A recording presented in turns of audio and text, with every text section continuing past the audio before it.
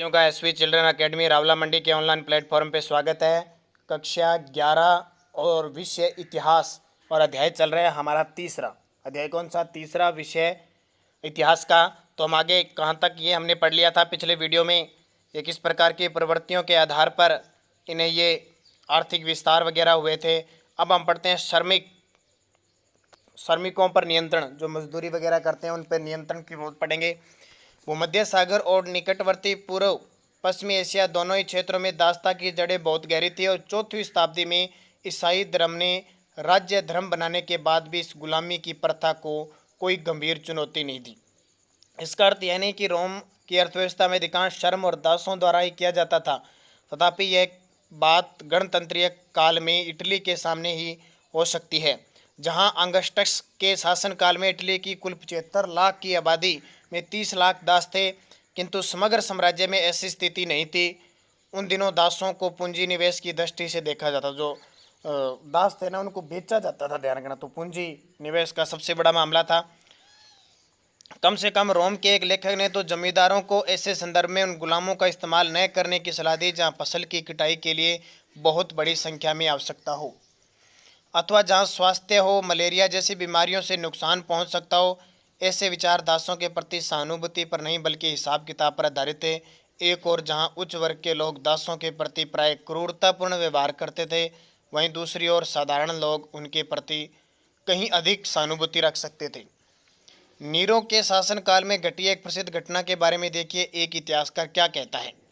ठीक है, जब पहली शताब्दी में शांति स्थापित होने के साथ साथ लड़ाई झगड़े कम हो गए तो दासों की आपूर्ति में कमी आने लगी और दास कर्म का प्रयोग करने वालों को दास प्रजनन अथवा वेतनभोगी मजदूरों जैसे विकल्पों का सहारा लेना पड़ा। वेतनभोगी मजदूर सस्ते तो पड़ते ही थे, उन्हें आसानी से छोड़ा और रखा जा सकता था। वास्तव में रोम में सरकारी निर्माण कार्यों पर स्पष्ट रूप से मुक्त श्रमिकों का व्यापक प्रयोग किया जाता था। मुक्त यानी बिना पैसे के वगैरह के, सीधे उन्हें श्रमिक लगाया जाता था, क्योंकि दास श्रम का बहुतायत प्रयोग बहुत महंगा पड़ता था। भाड़े के मजदूरों के विपरीत गुलाम श्रमिकों को वर्ष भर रखने के लिए भोजन देना पड़ता था, इसीलिए और इन्हें अन्य खर्चे भी उठाने पड़ते थे, जिससे इन गुलाम श्रमिकों को रखने की लागत बढ़ जाती थी। इसलिए संभवतः बाद की अवधि में कृषि क्षेत्र में अधिक संख्या में गुलाम मजदूर नहीं रहे, कम से कम पूर्वी प्रदेशों में ऐसा ही हुआ। दूसरी ओर इन दासों और मुक्त व्यक्तियों को व्यापक प्रबंधों के रूप में व्यापक रूप से नियुक्त किया जाने लगा। यहाँ स्पष्टतः उनकी अधिक संख्या में आवश्यकता नहीं थी।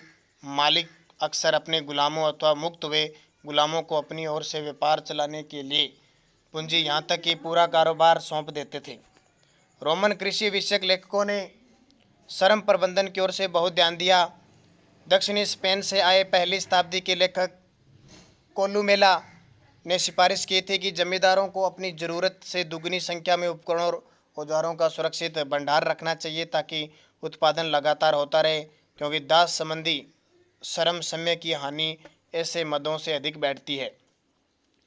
नियोक्ताओं की यह आम धारणा थी कि निरीक्षण यानी देखभाल के बिना कभी भी कोई काम ठीक से नहीं करवाया जा सकता। इसलिए मुक्त तथा दास दो प्रकार के श्रमिकों के लिए निरीक्षण सबसे महत्वपूर्ण पहलू है। निरीक्षण को सरल बनाने के लिए कामगारों को कभी कभी छोटे दलों में विभाजित कर दिया जाता था। कोलुमेला ने 10-10 श्रमिकों के समूह बनाने की सिफारिश की और ये दावा किया कि इन छोटे समूह में यह बताना अपेक्षाकृत आसान होता है कि उनमें से कौन काम कर रहा है और कौन कामचोर।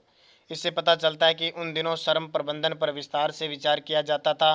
वरिष्ठ प्लिनी, एक प्रसिद्ध प्रकृति विज्ञान के लेखक, ने दास समूह के प्रयोग की तरह यह कहकर निंदा की कि यह उत्पादन आयोजित करने का सबसे खराब तरीका है, क्योंकि इस प्रकार अलग अलग समूह में काम करने वाले दासों को आमतौर पर पैरों में जंजीर डालकर एक साथ रखा जाता था। ऐसे तरीके कठोर और क्रूर प्रतीत होते हैं, लेकिन हमें यह याद रखना चाहिए कि आज विश्व में अधिकांश फैक्ट्रियां श्रम नियंत्रण के कुछ ऐसे ही सिद्धांत लागू करती है। वास्तव में रोमन साम्राज्य में कुछ औद्योगिक प्रतिष्ठानों ने तो इससे भी अधिक कड़े नियंत्रण लागू कर रखे हैं। वरिष्ठ प्लिनी ने सिकंदरिया की फ्रैंकिनसेस यानी सुगंधित राल की फैक्ट्रियों के हालात का वर्णन किया, जहां उनके अनुसार इतना ही कड़ा निरीक्षण रखो पर्याप्त प्रतीत नहीं होता था। कामगारों के एप्रेनों पर एक सील लगा दी जाती थी, उन्हें अपने सिर पर गहरी जाली वाला मास्क या नेट पहनना पड़ता था और उन्हें फैक्ट्री से बाहर जाने के लिए सभी कपड़े उतारने पड़ते थे। कृषि श्रमिक अवश्य ही थके थके से रहते होंगे और उन्हें नापसंद किया जाता होगा, क्योंकि तीसरी शताब्दी के एक राज्य देश में मिस्र के किसानों द्वारा अपने गांव छोड़कर जाने का उल्लेख है। इसमें यह कहा गया कि वे इसलिए गांव छोड़कर जा रहे हैं ताकि उन्हें खेती के काम में न लगना पड़े। संभवतः यही बात अधिकांशतः फैक्ट्री और कारखानों पर लागू होती थी। 398 के कानून में यह कहा गया कि कामगारों को दागा जाता था ताकि यदि वे भागने और छिपने का प्रयत्न करें तो उन्हें पहचाना जा सके। कई निजी मालिक कामगारों के साथ ऋण संविदा के रूप में करार कर लेते थे ताकि वे ये दावा कर सके कि उनके कर्मचारी उनके कर्जदार है, और इस प्रकार वे अपने कामगारों पर कड़ा नियंत्रण रखते थे। दूसरी शताब्दी की प्रारंभिक अवधि का एक लेखक हमें बताता है, हजारों श्रमिक गुलामी में काम करने के लिए आत्मसमर्पण करते हैं, हालांकि वे मुक्त हैं। दूसरे शब्दों में बहुत से गरीब परिवारों ने तो जीवित रहने के लिए ऋणबद्धता स्वीकार कर। ऋण का मतलब जीवित रहने के लिए जब उनके पास पैसा वगैरह कुछ नहीं होता था तो वो ऋण लेते थे। हाल ही में खोजे गए ऑगस्टीन के पत्रों में से एक पत्र से हमें जानकारी मिलती है कि कभी कभी माता पिता अपने बच्चों को 25 वर्ष के लिए बेचकर बंधुआ मजदूर बना देते थे। देखो, अपने माता अपने बच्चों को बेच देते थे कुछ समय के लिए। ऑगस्टीन ने एक बार अपने एक वकील मित्र से पूछा कि पिता की मृत्यु हो जाने पर क्या इन बच्चों को आज़ाद किया जा सकता है। ग्रामीण ऋण ग्रस्तता और भी अधिक व्यापक थी। इस कर्जदारी का एक उदाहरण इस घटना से मिलता है कि 66वीं ईस्वी के जबरदस्त यहूदी विद्रोह में क्रांतिकारियों ने जनता का समर्थन प्राप्त करने के लिए साहूकारों के ऋण पत्र नष्ट कर डाले। फिर भी हमें इस संबंध में सही यही स्थिति समझने के लिए पर्याप्त सावधानी बरतनी चाहिए और सीधे इस निष्कर्ष पर नहीं पहुंच जाना चाहिए कि अधिकतर श्रमिकों पर इतने तरीकों से दबाव डाला जाता है। 5वीं शताब्दी के अंतिम वर्षों में सम्राट एनस्टेशियस ने ऊंची मजदूरियां देकर और समूचे पूर्वी क्षेत्र से श्रमिकों को आकर्षित करके 3 सप्ताह से कम समय में पूर्वी सीमांत क्षेत्र में दारा शहर का निर्माण किया था। कुछ दस्तावेजों पेपायरस का बहुवचन से हमें यह अनुमान लगा सकते हैं कि 6वीं शताब्दी तक भूमध्य सागर, ये भूमध्य सागर आपको पता है यूरोप और अफ्रीका के बीच में है, विशेषकर पूर्वी भाग में वेतनभोगी श्रमिक कितने अधिक फैल गए थे। ठीक है, वो तो मजदूर श्रेणियाँ। ये देखो सामाजिक श्रेणियाँ। आइए अब हम और अधिक ब्यूरो न देकर साम्राज्य की सामाजिक संरचनाओं की जानकारी प्राप्त करने का प्रयत्न करेंगे। इतिहासकार टेसिटस ने आरंभिक साम्राज्य के प्रमुख सामाजिक समूह का वर्णन इस प्रकार किया है। सेनेटर पेट्रस शाब्दिक अर्थ पिता, अश्वारोही वर्ग के प्रमुख सदस्य, जनता का सामान्य वर्ग जिनका संबंध महान घरानों से है, फुहड़ निम्न स्तर वर्ग यानी कमीनकारू, प्लेबस सोडिडा जो उनके अनुसार सर्कस और थिएटर तमाशे देखने की आदि थे, और अंततः दास। तीसरी शताब्दी के आरंभिक वर्षों में सेनेट की संख्या लगभग 1000 थी। कुल सेनेटरों में लगभग आधे सेनेटर अभी भी इतालवी परिवारों के थे। साम्राज्य के परवर्ती काल में जो 4वीं शताब्दी के आरंभिक भाग में कॉन्स्टेंटाइन प्रथम के शासनकाल से प्रारंभ हुआ, टेसिटस द्वारा उल्लेखित पहले 2 समूह एकीकृत होकर एक विस्तृत अभिजात वर्ग बन चुके थे, और उनके कुल परिवारों में से कम आधे परिवार अफ्रीकी या पूर्वी मूल के थे।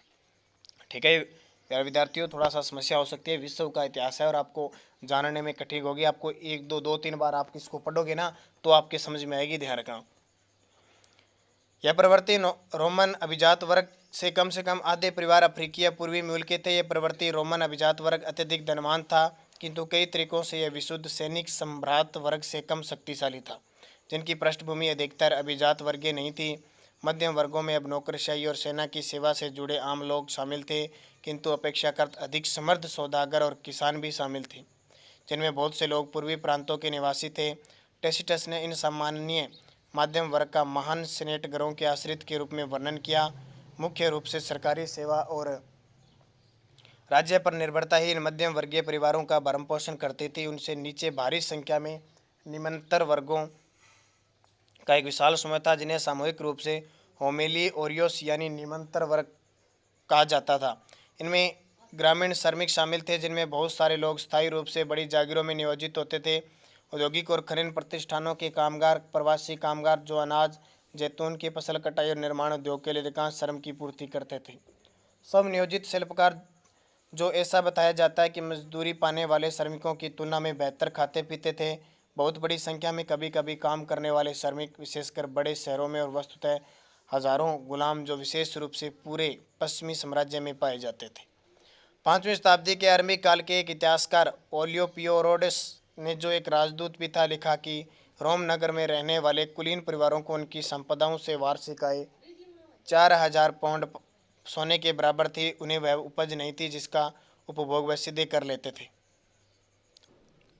फिर प्रवर्ती साम्राज्य में प्रथम 3 शताब्दियों से प्रचलित चांदी आधारित मौद्रिक प्रणाली समाप्त हो गई, क्योंकि स्पेन को खाने से चांदी मिलनी बंद हो गई थी और सरकार के पास चांदी की मुद्रा के प्रचलन के पर्याप्त चांदी नहीं रह गई थी।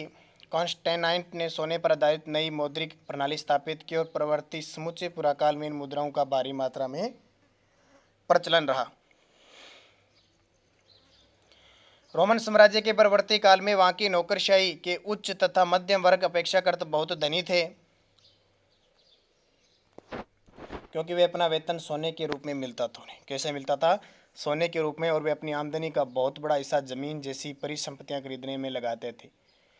इसके अतिरिक्त साम्राज्य में भ्रष्टाचार बहुत फैला हुआ था, विशेष रूप से न्याय प्रणाली और सैन्य आपूर्तियों के प्रशासन में उच्च अधिकारी और गवर्नर लूट खसोट और लालच के कुख्यात हो गए। लेकिन सरकार ने इस प्रकार के भ्रष्टाचार को रोकने के लिए बारंबार हस्तक्षेप किया।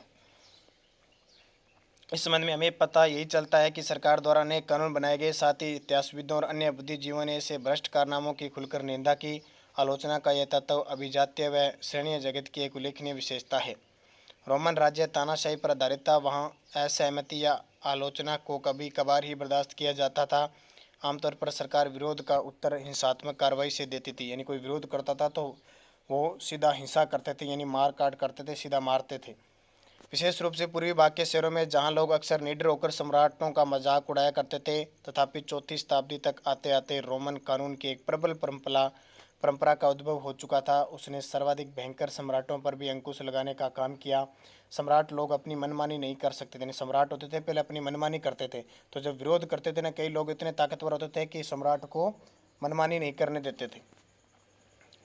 और नागरिक अधिकारों की रक्षा के लिए कानून का सक्रिय रूप से प्रयोग किया जाता था। इसलिए 4वीं शताब्दी के अंतिम दशकों में एम्ब्रोस जैसे शक्तिशाली बिशपों ने यह संभव हो पाया कि यदि सम्राट आम जनता के प्रति अत्यधिक कठोर या दमनकारी हो जाए तो ये विश्व भी उतनी ही अधिक शक्तिशाली से उनका मुकाबला करे।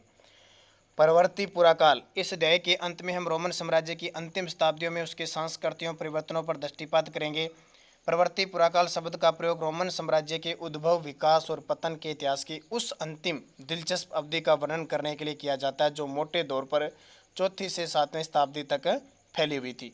यहाँ तक कि 4वीं शताब्दी समय भी अनेक सांस्कृतिक और आर्थिक हलचलों से परिपूर्ण थी।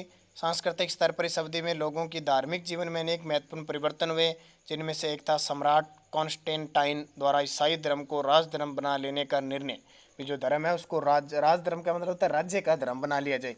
जैसे आज हमारे भारत में कोई धर्म नहीं है, ध्यान रखना, पंथ निरपेक्ष राज्य है हमारा भारत, कोई भी धर्म अपना सकते हैं। और दूसरा 7वीं शताब्दी में इस्लाम का उदय, लेकिन राज्य के ढांचे में भी उतने ही महत्वपूर्ण परिवर्तन हुए। ये परिवर्तन सम्राट डायोक्लिशियस के समय प्रारंभ हुए। सम्राट डायोक्लिशियस ने देखा कि साम्राज्य का विस्तार बहुत ज़्यादा हो चुका है और उसके अनेक प्रदेशों का सामरिक और आर्थिक दृष्टि से कोई महत्व नहीं है, इसलिए उसने उन हिस्सों को छोड़कर साम्राज्य को थोड़ा छोटा बना लिया।